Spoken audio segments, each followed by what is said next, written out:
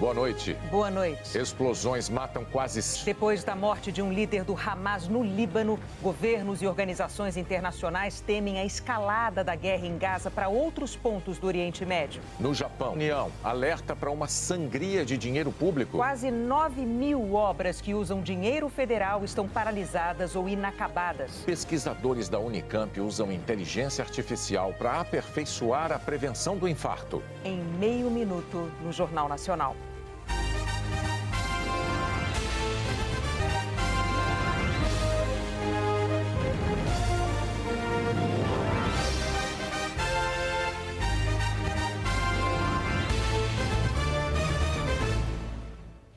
95 pessoas morreram e 211 ficaram feridas na explosão de 2 bombas no Irã. Antes mesmo do amanhecer, milhares de pessoas se concentravam na cidade de Kerman, no sul do Irã, para lembrar os 4 anos da morte do general Qassem Soleimani. Imagens de satélite mostram que a multidão lotou as ruas de Kerman numa marcha pacífica. Leva ainda mais atenção no Oriente Médio. Ontem, as forças israelenses mataram o número 2 do grupo terrorista Hamas nos arredores de Beirute, no Líbano. Hoje, o governo americano disse que não há razões para acreditar que Israel esteja por trás das explosões em Kerman. The United States was not involved in any way. O porta-voz do Departamento de Estado, Matthew Miller, também disse que os Estados Unidos não têm qualquer participação nas explosões.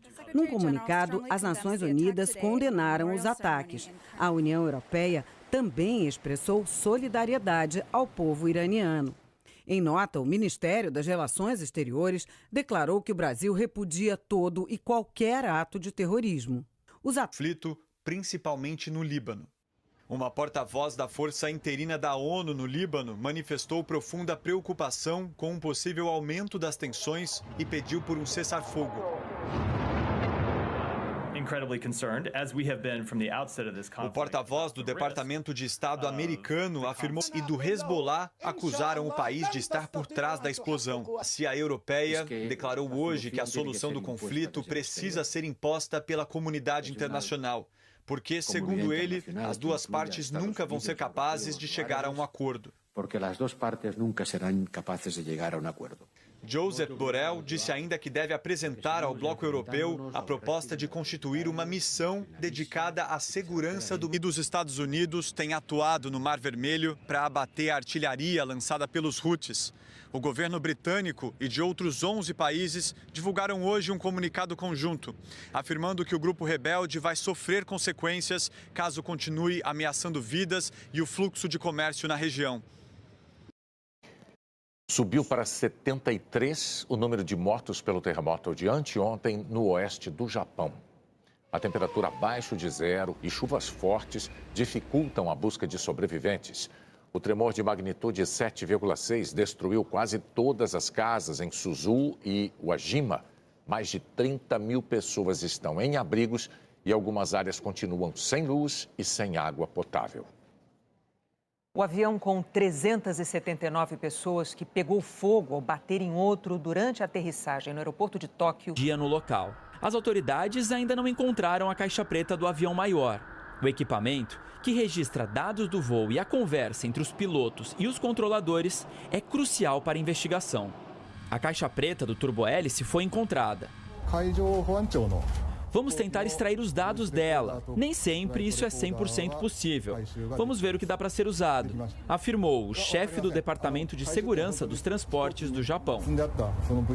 O governo divulgou hoje uma transcrição das conversas da torre de controle com as 2 aeronaves envolvidas no acidente. O documento mostra que o Airbus recebeu autorização para pousar naquela pista, enquanto o avião da Guarda Costeira, que se preparava para decolar, foi instruído a aguardar em um ponto ao lado da cabeceira. Em 1991, 2 aeronaves bateram em uma das pistas do aeroporto de Los Angeles, o que provocou uma mudança na aviação. Desde então, os pilotos são orientados a repetir todas as instruções que recebem da torre de controle enquanto estão no solo. E assim... Sendo sincera, achei que talvez não escapássemos, disse essa sobrevivente. A Força Aérea Brasileira e a Polícia Militar de São Paulo ainda não encontraram o helicóptero que desapareceu no domingo com 4 pessoas no litoral paulista. As buscas se concentram num trecho de serra entre as cidades de Paraibuna, Salesópolis e Caraguatatuba. Vamos ver como fica o tempo amanhã em todo o país? A Eliana vai trazer a previsão para a gente. Oi, Eliana Marques, boa noite. Boa noite, Renata, Bonner, e boa noite para você. Em Brasília, choveu a metade da média do mês em 2 dias. Com tanta chuva, teve problema em vários pontos do Distrito Federal. Enxurradas se formaram e carros ficaram pelo caminho. Um córrego transbordou e os bombeiros usaram um barco no resgate. A água invadiu casas e muitos moradores perderam os móveis. Amanhã deve chover mais. A capital federal pode ser a mais chuvosa do país, juntamente com Belo Horizonte. E por causa dos temporais, as temperaturas param nos 24 e nos 25 graus. Fica mais abafado em Cuiabá, com 31. Em Goiânia, 26. Em Vitória, 29. No Rio de Janeiro, 32 graus. Essas são as outras capitais do Centro-Oeste e Sudeste, com previsão de chuva forte. E na região serrana do Rio, também são esperados grandes volumes, com risco de enchentes, segundo o CEMADEM, o Centro Nacional de Monitoramento e Alertas de Desastres Naturais, e ventos fortes, de acordo com o Instituto Nacional de Meteorologia. No Rio, as instabilidades aumentam por causa de uma baixa pressão, aquele sistema que fabrica nuvens carregadas. Ele também ajuda a manter as ACAS, zona de convergência do Atlântico Sul, com toda a sua chuvarada no Espírito Santo, em Minas Gerais, em Goiás, em Mato Grosso e em parte do norte do Brasil. Em Rondônia, também no Acre, no sul do Amazonas, do Pará, no Tocantins. Essas áreas estão no caminho da chuva forte, assim como o oeste e o sul da Bahia. E amanhã também entra o leste do Amapá, por causa do excesso de calor e umidade. Macapá, Palmas, Rio Branco e Porto Velho são as capitais da região norte com chuva a qualquer hora. Pode chover em qualquer período do dia também em Salvador, Belém, Campo Grande, Curitiba e Florianópolis. Tempo firme no oeste da região sul, no sul de Mato Grosso do Sul, de Alagoas à região central do Ceará e em Roraima. Boa Vista e Maceió são as únicas capitais com sol o dia todo. Calor de 31 e 36 graus. Em São Paulo, 29 e menos chuva do que hoje. Na sexta-feira fica parecido. Já no primeiro fim de semana de janeiro, sol e máximas de 30 graus para cima. Até amanhã, Bonner e Renata. Até amanhã, Eliana. A seguir, a Justiça Argentina suspende. Estão paradas ou inacabadas no Brasil.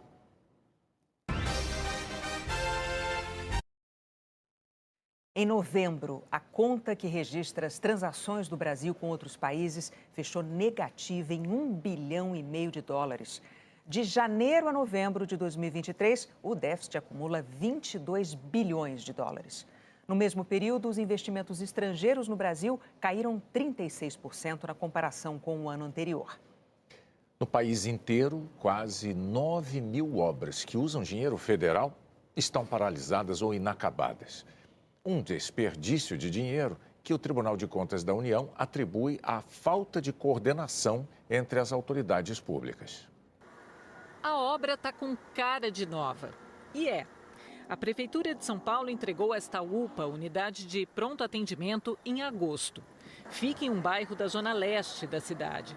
Os moradores dizem que fazia falta. Tem muita demanda, né? Tá cheio. Aí é cheio. Direto. Só que o plano original para este endereço era mais ambicioso. Aqui também deveria funcionar um hospital-dia, uma estrutura mais complexa.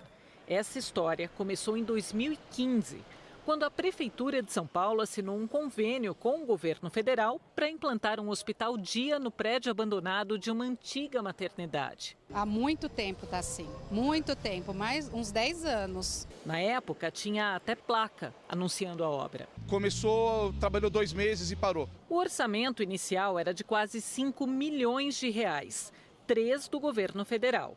Mas ao longo dos anos, os prazos para o término do contrato foram adiados. E até a meta mudou. Houve a exclusão da reforma de hospital-dia Rede Hora Certa e a inclusão de reforma de centro especializado de reabilitação.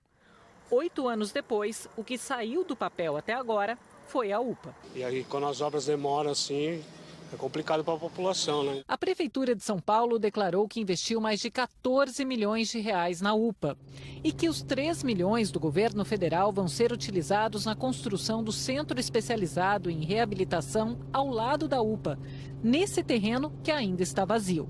A data para a prestação de contas vence em fevereiro. Enquanto isso, a construção consta de um levantamento feito pelo Tribunal de Contas da União sobre obras com verbas federais que estão paralisadas, já que o projeto original, que previa a construção de um hospital-dia, não foi adiante. Segundo o TCU, que é um órgão de controle e fiscalização, das pouco mais de 21 mil obras com dinheiro da União existentes hoje no país, 8.603 estão paralisadas ou inacabadas. A maioria na educação básica. Juntas, todas essas construções paralisadas somam mais de 8 bilhões e 200 milhões de reais. Dinheiro público que já foi investido, mas que ainda não gerou o retorno que a população esperava. Esses recursos não voltaram para o povo. Recursos como na saúde, recursos na educação, por exemplo, para a construção de creches, também é um prejuízo social muito grande. Escolas, hospitais, açudes, barragens, em outras áreas também. É mais ou menos como quando a gente vai construir ou reformar uma casa. Para a obra andar no tempo certo e não estourar o orçamento, tem que planejar direitinho. Pesquisar preços e escolher os fornecedores, conseguir licenças e permissões, definir prazos para a entrega de cada etapa e sempre tem alguém que toca tudo isso. Mas quando a gente está falando de governo, esse planejamento fica espalhado por diversos órgãos, ministérios, secretarias federais, estaduais, municipais. E segundo o TCU, muitas vezes ninguém sabe direito em que pé estão as coisas. Uma situação que piora quando a obra se arrasta por mais de uma gestão e mudam os responsáveis. É impressionante, independente do governo, as constatações são as mesmas. Falta de comando central que possa determinar as mesmas ações para os diversos ministérios. O ministério tenta resolver de um jeito, o outro tenta resolver do outro. Não há nenhuma ação que seja vertical, né, e que possa, na transversalidade, atingir a todos os ministérios. O levantamento do TCU mostra que o Maranhão é o estado recordista em obras paradas, contratadas ao longo de várias gestões. Depois vem Bahia, Pará, Minas Gerais, Ceará e Goiás. O TCU identificou que não há ainda no país um plano nacional para poder atacar esse problema das obras paralisadas e fez uma série de recomendações para os órgãos centrais, né, para poder criar um plano nacional, né, criar uma estratégia de priorização, de retomada dessas obras paralisadas. Mas a falta de centralização prejudica até a contagem de obras paradas. Essa aqui no Maranhão não está na lista. Mas tem recursos federais do braço do PAC, o Programa de Aceleração do Crescimento, destinado a cidades históricas.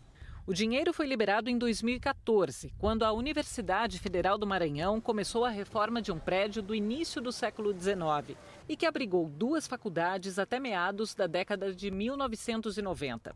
A obra está paralisada desde 2018 e do antigo Palácio das Lágrimas sobraram as ruínas. A professora de Gestão Pública da FGV, Cibele Franzese, diz que nas urgências e emergências do dia a dia, muitas obras acabam ficando de lado. É por isso que a gestão eficiente é tão importante. Em alguns governos isso pode ficar na Secretaria de Governo, pode ficar na Casa Civil, ou você pode criar uma unidade diretamente ligada ao chefe do Executivo, que faz o monitoramento das prioridades de governo. Aqueles projetos vão ser licitados, aqueles projetos vão ter parecer jurídico, aqueles projetos vão ter orçamento e aqueles projetos vão ser monitorados com a presença do chefe do Executivo. E aí você garante que a população vai receber aquelas entregas no final do governo. A Universidade Federal do Maranhão declarou que a obra atrasou por motivos logísticos, como a necessidade de demolição feita de forma manual e a dificuldade de recebimento do material. A universidade afirma que houve uma revisão de todos os projetos em 2022 e que pretende reformar o Palácio das Lágrimas para instalar a Escola de Música da universidade. A Casa Civil declarou que o governo federal está determinado a retomar as obras paradas, que trabalha para cumprir as recomendações do TCU, que incluiu essas obras no novo PAC e que já publicou no Diário Oficial a lei que instituiu o Pacto Nacional pela Retomada de Obras Inacabadas. Na conta do cidadão, do trabalhador, esse começo de ano é um momento em que se torna muito mais evidente a importância da disciplina financeira. Se dezembro é das festas, janeiro é o mês dos aumentos e das despesas extras. Os carnês de IPTU e IPVA começam a chegar neste início de ano. Quem paga mensalidade escolar já teve que rever o orçamento. O valor aumentou em média 9,2%. E ainda é a hora de comprar os materiais da lista. Muitos subiram acima da inflação no último ano. A Fernanda já refez as contas antes de sair para comprar o material escolar da filha. A gente reaproveita o que tem do ano passado, um lápis que ainda dá para usar. Então é só material realmente que a escola pede que a gente não tem. Com 2 filhos, a Tatiana tem recorrido ao cartão de crédito sempre que o orçamento aperta. Como agora. Cartão de crédito é uma benção, olha, só na parcelinha. Inclusive, ela já aprendeu, eu passo um relógio, o tempo inteiro ela já faz com o bracinho assim, a mamãe no crédito. Esta economista alerta para o risco. Ela diz que o nível de endividamento não deveria passar de 30% do orçamento e que muitas famílias brasileiras estão perto ou já passaram desse limite. A gente hoje está observando aí uma retomada de emprego, redução dos indicadores de inflação, mas o fato é que muitas dessas famílias chegaram já agora no início de 2024 ainda muito endividadas, né? O ano de 2023 mostrou recordes de endividamento das famílias brasileiras. Só com planejamento dá para pagar essas despesas de início de ano sem se enrolar. Os especialistas em finanças dizem que é preciso olhar com calma todas as contas do mês, ver o que é possível cortar ou substituir. E se o único jeito for parcelar compras, como a do material escolar, muita cautela. Esse especialista lembra que a fórmula é manter a cabeça fria e calcular tudo. Quando a gente recebe o 13º, é o momento da gente preparar o bolso para essas despesas extraordinárias de janeiro. Mas aí vem as pessoas que não conseguiram se preparar por N motivos. Tem gente que está muito apertada, tem gente que se descontrolou em dezembro. Aí a forma mais adequada é sentar, olhar despesa a despesa, ver aquelas que são passíveis de parcelamento, que têm juros baixos, e aí procurar já, antes de começar a pagar isso daí, planejar muito bem o que você vai parcelar e o que você não vai, e como é que tudo isso vai caber no seu bolso. O Gustavo deixou de viajar no fim do ano para ter um janeiro com orçamento mais folgado. Pagou o material escolar do filho à vista e ganhou desconto. Tem que tomar cuidado, né? Senão acaba gastando mais do que deve. Tá no limite, né? Mas deu tudo certo. A Justiça da Argentina decidiu suspender a reforma trabalhista anunciada pelo presidente Javier Milei no mês passado. A reforma está prevista no Decreto de Necessidade e Urgência, que modifica ou revoga mais de 360 leis em diversas áreas. Um dos argumentos dos juízes trabalhistas é que não está comprovado o caráter de emergência das medidas. A suspensão de hoje é cautelar. A Casa Rosada afirmou que vai recorrer. A seguir, o uso da inteligência artificial num exame de prevenção do infarto.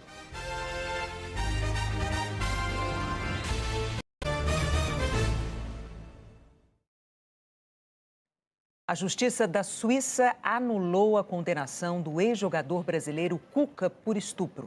Atualmente, ele é técnico de futebol. Em 1989, Cuca foi condenado por ter mantido relações sexuais sem consentimento com uma jovem de menos de 18 anos. Cuca era jogador do Grêmio. A sentença foi de 15 meses de cadeia e pagamento de multa. Outros 3 jogadores também foram condenados, mas nenhum cumpriu pena, porque já estavam no Brasil quando foram julgados. A vítima do estupro morreu 15 anos depois do crime. O caso voltou à tona em abril do ano passado, quando Cuca foi contratado pelo Corinthians.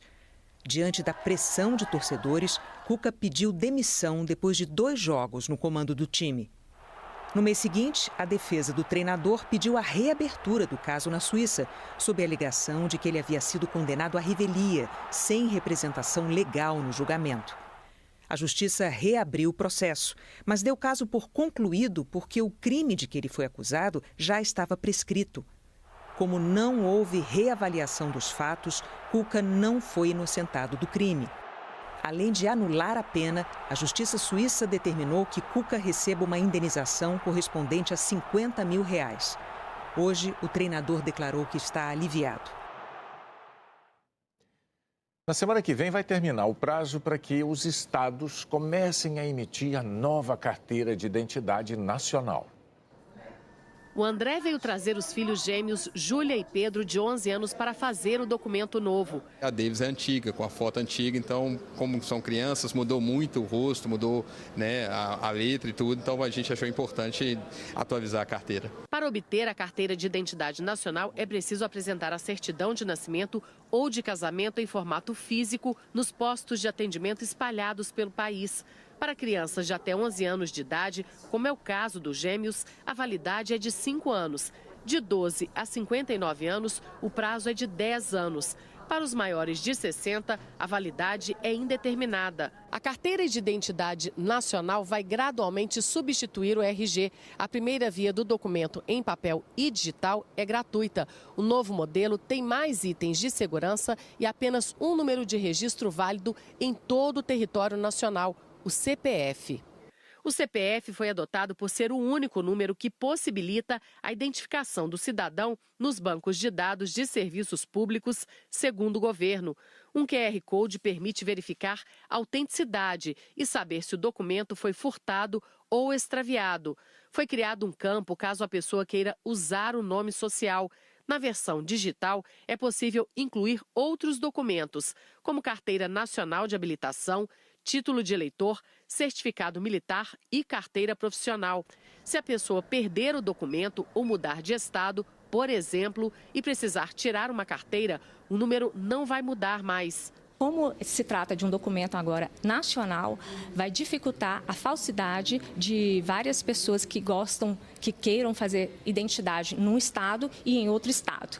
Agora, com a questão da biometria, vai ser muito mais difícil ser burlada. O documento foi anunciado em 2022. Até agora, segundo o Ministério da Gestão e da Inovação, 17 estados, além do Distrito Federal, estão emitindo o documento. Quase 3 milhões foram emitidos até agora. O Otávio começou o ano com a identidade novinha. Com um único número de documento, não tem como mais uma pessoa fraudar. Se você, por exemplo, vai numa delegacia, faz uma queixa de extravio de roubo, seu documento está bloqueado ali. Me sinto mais seguro. A tarefa de matricular crianças e adolescentes nas escolas pode ser mais sofrida para alguns brasileiros do que para outros, especialmente se o estudante tiver diagnóstico de autismo. A Roberta começou a procurar uma escola para o filho com autismo em junho. Ela entrou em contato com 5 escolas particulares de Porto Alegre. O menino tem uma assistente terapêutica paga pela família que o acompanha em sala de aula. Em todas, a resposta foi que não tinha vaga. Eles falam que eles podem ter 2 a 3 autistas por turma, só PCDs no caso geral, né? Então, se tiver um Down ou outro sindrômico, eles também contam junto nesses 2, 3. Foram meses, escolas que bloqueavam a gente no celular para não dar retorno. Algumas deram retorno por escrito, mas a grande maioria te liga, fala que não tem mais a vaga e é isso. Na 6ª tentativa, uma escola aceitou a matrícula. Relatos semelhantes têm chegado ao conhecimento da Aline, presidente de uma associação de pais e mães em Porto Alegre. Segundo ela, as escolas estão se baseando nesse parecer do Conselho da Educação do Rio Grande do Sul. O texto prevê normas para a oferta de ensino para crianças e jovens com deficiência em escolas públicas e privadas do Estado. Limita em até 3 o número de estudantes com deficiência em sala de aula, incluindo autistas. A presidente do Conselho Estadual da Educação diz que o parecer não impõe limite, mas serve como recomendação. Ouvimos especialistas, ouvimos universidades, ouvimos profissionais com formação na educação especial, para que a gente pudesse se aproximar daquilo que realmente são as condições necessárias para que a gente tenha a qualidade no atendimento e realmente caminhe para a inclusão, né? Ele não está ali para limitar a autonomia da escola. Se ela verificar que ela tem condições de atender mais alunos, de abrir uma outra turma, a escola pode fazer isso sem problema nenhum. O Instituto Rodrigo Mendes, que atua em políticas de inclusão na educação, critica a norma. Amplifica todo o risco da gente aumentar o que existe como discriminação, o que existe como uma rejeição, muitas vezes, que é inaceitável. A Associação de Pais e Mães entrou com uma representação no Ministério Público Gaúcho. Várias situações de mães e pais que, quando revelam para a escola que o filho é uma criança com deficiência, sobretudo autista, a vaga some. O sindicato que representa as escolas privadas do Rio Grande do Sul diz que a ampliação de turmas depende da estrutura de cada instituição. Isso depende muito daquilo que a escola tem para oferecer e dos recursos que ela tem. Há escolas que têm mais condições de poder atender, há outras que não têm mais condições de atender. A inclusão de alunos com autismo na educação é garantida por lei federal desde 2012. Mas normas como essa do Rio Grande do Sul acabam interferindo nesse direito. Agora, uma alteração já aprovada na Câmara e em análise no Senado acrescenta um artigo ao texto, proibindo qualquer limite de pessoas com autismo em sala de aula, em todos os níveis e modalidades de ensino. Em 2 estados, esse limite já foi abolido. A Justiça no Amazonas e o governo do Maranhão suspenderam normativas como as do Rio Grande do Sul. Pesquisadores da Unicamp criaram um exame mais preciso para prevenir o infarto. Hipertensa aos 32 anos, Alessandra já teve 4 infartos e sofre com as sequelas. Eu não dou conta de andar, não consigo ficar muito tempo em pé, eu sinto muita falta de ar. O Ministério da Saúde estima que o infarto é responsável por 400 mil mortes por ano no Brasil. A principal causa do infarto é a aterosclerose, a formação de placas de gordura no interior das artérias, que pode interromper o fluxo do sangue para o coração. Esse depósito de gordura se manifesta como um derrame ou com um infarto. E metade desses indivíduos não consegue chegar no hospital. Morrem antes mesmo de serem atendidos. As placas de gordura se formam por vários fatores, como tabagismo, pressão alta, diabetes, má alimentação e obesidade. O estudo publicado por médicos da Unicamp em uma revista científica internacional relaciona o maior risco de infarto ao acúmulo de placas de gordura nas carótidas, as artérias que levam o sangue do coração para o cérebro. O que a gente está vendo é uma artéria que está aqui no pescoço, que é muito fácil de você acessar, mas olha que legal, eu consigo, a partir daqui, talvez imaginar o que está acontecendo aqui, sem precisar estar vendo o coração. Agora, pesquisadores da Unicamp desenvolveram uma tecnologia à base de inteligência artificial que consegue revelar as placas de gordura na região das carótidas logo no início, o que pode ajudar a prevenir um infarto. Seria um exame mais barato, utilizando o próprio equipamento de ultrassom que os hospitais normalmente já têm.